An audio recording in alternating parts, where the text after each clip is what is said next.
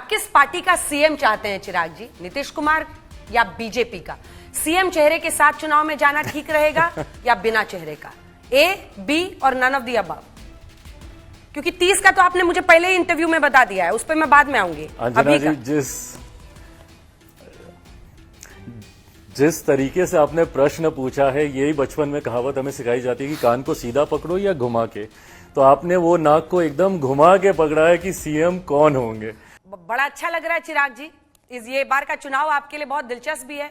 नया पद, नया गठबंधन, नई सफलता, बिहार लोकसभा में 100% स्ट्राइक रेट।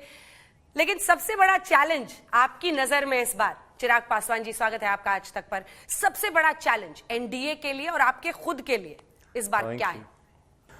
ऑनेस्टली स्पीकिंग, किसी चुनाव को मैंने कभी हल्के में लिया नहीं, बट अगर इस बार बिहार विधानसभा चुनाव की अगर आप बात करें अंजना जी, मुझे लगता है सबसे ज्यादा कंफर्टेबल पोजीशन में है हम लोग।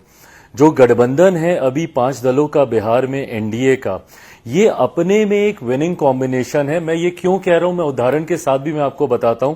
अभी हाल फिलहाल में बिहार में उपचुनाव हुए 4 सीटों पर, और अगर आप उन 4 सीटों के परिणाम को देखिएगा जहां पे 100% स्ट्राइक रेट रहा एनडीए का, चारों की चारों सीटें हम लोग जीते। उसमें से कुछ ऐसी सीटें थी जो एक लंबे समय से 3-3.5 दशक से एनडीए कभी जीता ही नहीं था। बेलागंज उनमें से एक सीट है, तरारी की सीट है जो कि लंबे समय के बाद एनडीए जीता है।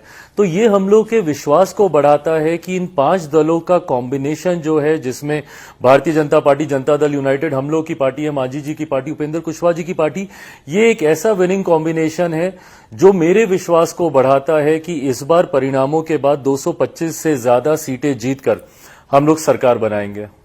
देखिए, आप केंद्रीय मंत्री भी हैं और आपके पीछे आपके मंत्रालय का भी नाम लिखा हुआ है, और भारी भरकम इस बार आपकी परफॉर्मेंस बड़ी अच्छी रही है। 100% स्ट्राइक रेट रहा है, 5 आउट ऑफ 5। आपके लिए सबसे बड़ा, मुझे जो निजी तौर पर चैलेंज दिख रहा है, वो ये है कि आपको सीटें कितनी मिलेंगी, आप कितनी चाहते हैं?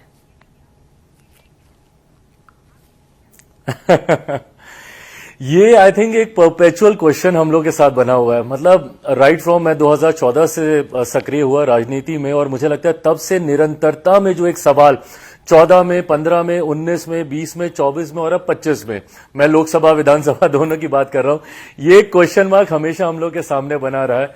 बट आपने देखा 14 में भी हम लोग को अच्छी सीटें मिली, 15 में भी मिली, 19 में भी मिली, 20 में किसी कारणों से जब अलग हुआ तो काफी सीटों पर मैंने चुनाव लड़ा, 24 में भी जब लग रहा था कि नहीं कुछ मिलेगा। और ये मैं मेरे प्रधानमंत्री जी का विशेष तौर पे धन्यवाद करूंगा कि मुझे लगता है गठबंधन राजनीति के इतिहास में पहली बार ऐसा हुआ होगा कि सिंगल सांसद वाली पार्टी को 5 लोकसभा की सीटें लड़ने के लिए दी जाती हैं, और मैं भी कहीं ना कहीं उनके इस विश्वास पे खरा उतरा। 5 की 5 सीटें जीतकर मैंने प्रधानमंत्री जी को देने का काम किया। तो अब पुनः जब 25 में मुझसे ये सवाल पूछा जा रहा है अंजना जी, बस इतना बोलूंगा कि मुझे विश्वास है कि गठबंधन में जितनी मेरी इच्छा है उस हिसाब से सीटें जरूर मिलेंगी। नहीं, आप दिखते फिल्मी जरूर हैं, लेकिन अंदर में आपका कैलकुलेशन पूरा चलता है। ये तो मैंने पिछले कुछ वर्षों में चुनावों में आपको समझ लिया है। आपके दिमाग में कैलकुलेशन परफेक्टली फिट रहता है पहले से, जो आप ऑन रिकॉर्ड बोलते नहीं है। सही है ना? मौसम वैज्ञानिक का सुपुत्र हूं ना मौसम वैज्ञानिक का सुपुत्र हूं, ये सारी कैलकुलेशन करना मेरी रगों में है। मैंने सीखा ही बचपन से ये सारी चीजें हैं। बट हाँ, जब आप राजनीति में होते हैं, एक राजनीतिक दल का नेतृत्व आप कर रहे होते हैं अंजना जी, बहुत बड़ी जिम्मेदारी आपके कंधों पर, आपके उन कार्यकर्ताओं के लिए भी होती है जो विपरीत परिस्थिति में भी आपके साथ जुड़े रहते हैं, आपका झंडा उठाते हैं। तो ऐसे में चुनाव ही मुझे लगता है कि एक माध्यम है जिससे आप उनको रिवॉर्ड कर सकते हैं। तो ऐसे में मुझे विश्वास है कि गठबंधन में वो सम्मान हमेशा हम लोग को मिलता रहा है, विशेष तौर पर मेरे प्रधानमंत्री जी से। तो मुझे लगता है कि आने वाले समय में बिहार विधानसभा चुनाव में भी बहुत एमिकेबली सीटों का बंटवारा हो जाएगा। ठीक है, अब आते हैं अगले मुद्दे पर, उसको वहीं छोड़ देते हैं। आप किस पार्टी का सीएम चाहते हैं चिराग जी? नीतीश कुमार या बीजेपी का? सीएम चेहरे के साथ चुनाव में जाना ठीक रहेगा या बिना चेहरे का? ए, बी और नन ऑफ द अबव? क्योंकि 30 का तो आपने मुझे पहले ही इंटरव्यू में बता दिया है, उस पर मैं बाद में आऊंगी। अंजना जी, जिस तरीके से आपने प्रश्न पूछा है, यही बचपन में कहावत हमें सिखाई जाती है कि कान को सीधा पकड़ो या घुमा के, तो आपने वो नाक को एकदम घुमा के पकड़ा है कि सीएम कौन होंगे। मैं इतना मानता हूं एनडीए के होंगे, मौजूदा परिस्थिति में मौजूदा मुख्यमंत्री नीतीश कुमार जी हमारे गठबंधन का नेतृत्व बिहार में कर रहे हैं, एनडीए का नेतृत्व बिहार में वो कर रहे हैं। मैं मानता हूं उन्हीं के नेतृत्व में हम लोग बिहार विधानसभा का चुनाव लड़ेंगे। आपने अपने दिल पर कितने किलो का पत्थर रखा है?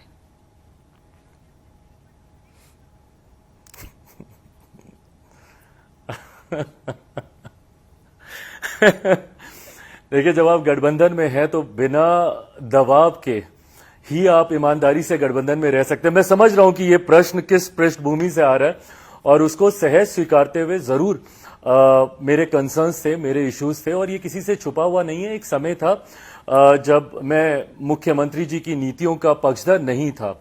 पर अंजना जी, मैं गठबंधन की राजनीति में इतना भी जानता हूं कि अगर आप नहीं सहमत है तो माइट एज वेल आप अलग हो जाइए, जो मैंने 2020 में किया। बट दिल पे पत्थर रखकर अगर आप गठबंधन का हिस्सा बनेंगे तो ना आप अपना भला कर रहे हैं, ना आप गठबंधन का भला कर रहे हैं। तो अब जब मैं इस गठबंधन का हिस्सा हूं और गठबंधन में आने के बाद आपको वो मंच मिलता है अपने कंसर्न्स, अपने इश्यूज को बैठ के रिजॉल्व करने का, जो जब आप बाहर होते हैं नहीं मिलता था, जो मुझे 2020 में नहीं मिला और इसीलिए मैं पूरी तरीके से गठबंधन से बाहर हो गया था। बट अब गठबंधन के भीतर हूं, पूरी ईमानदारी से हूं, पूरी मजबूती से हूं, बिना दिल पे कोई बोझ रखे हुए हूं। वाह, चलिए अगले प्रश्न पर आते हैं। आपने पिछले इंटरव्यू में मुझे कहा था 2030 के चुनाव में एमएलए का चुनाव आप लड़ेंगे।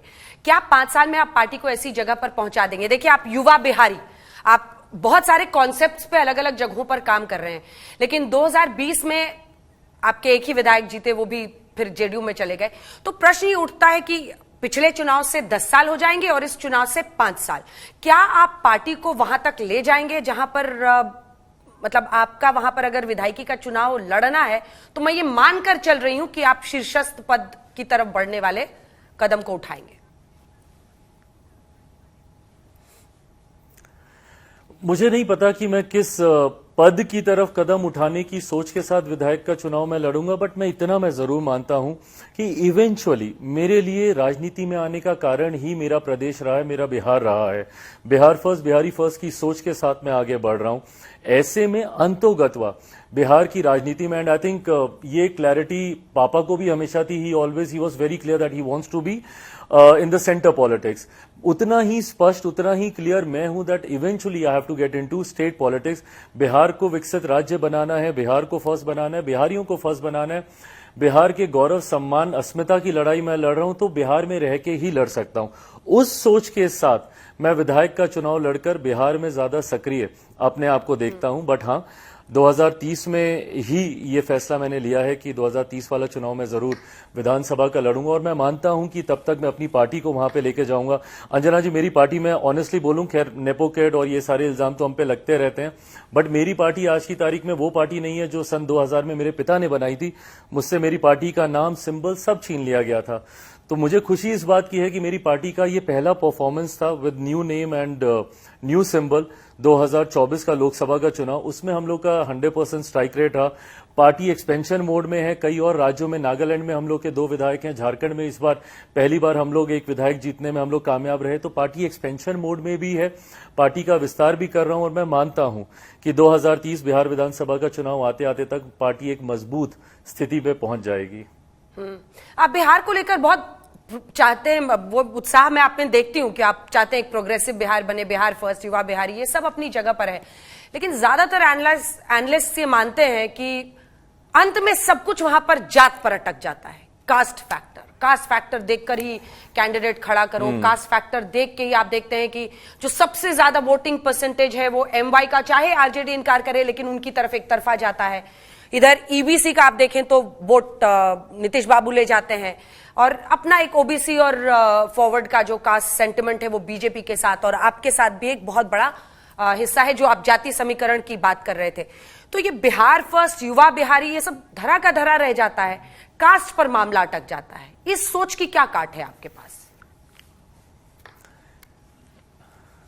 ये आयरनी मैं ईमानदारी से स्वीकार करूंगा अंजना जी, आयरनी रही है और मुझे लंबे समय तक इस बात की तकलीफ, शिकायतें भी रहती हैं कि जब मैं बिहार में होता हूं, और जब मैं नया जब मैं राजनीति में आया था अंजना जी, दिल्ली में पला बड़ा हूं, मुझे नहीं जात पात इतनी समझ में आती थी, और मुझे ये समझ में ही नहीं आता था कि जब मैं बिहार में जाता था तो मुझे ब्राह्मण मिलते थे, भूमियार मिलते थे, राजपूत मिलते थे, पिछड़ा मिलते थे, अति पिछड़ा मिलते थे, दलित मिलते थे, महादलित मिलते थे, मुस्लिम मिलता था, बट मुझे कोई बिहारी नहीं मिलता था। और ये शिकायत मैंने हमेशा से खुले मंच से भी मैंने रखी। मैं 21वीं सदी का पढ़ा लिखा युवा हूं अंजना जी, मैं जात पात धर्म मजहब में मैं नहीं मानता। मेरा एक अपना एमवाई समीकरण है।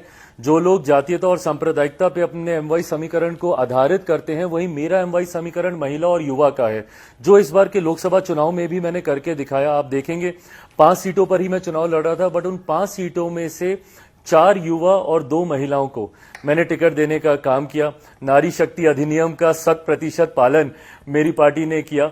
ऐसे में मैंने अंजना जी एक्सपेरिमेंट भी किया। मैंने कुछ ऐसे प्रत्याशियों को उतारा जो उस लोकसभा से सो कॉल्ड जातीय समीकरण पर खरे नहीं उतरते हैं, पर उसके बावजूद जनता ने उनको चुनने का काम किया। तो मैं मानता हूं कि अगर जनता को आप एक अच्छा विकल्प देंगे, पढ़े लिखे लोग देंगे, नई सोच वाले लोग देंगे, तो मुझे लगता है कि जनता आज की तारीख में उनको चुनने के लिए जात पात धर्म मजहब की बेड़ियां तोड़कर आगे बढ़ने को तैयार है।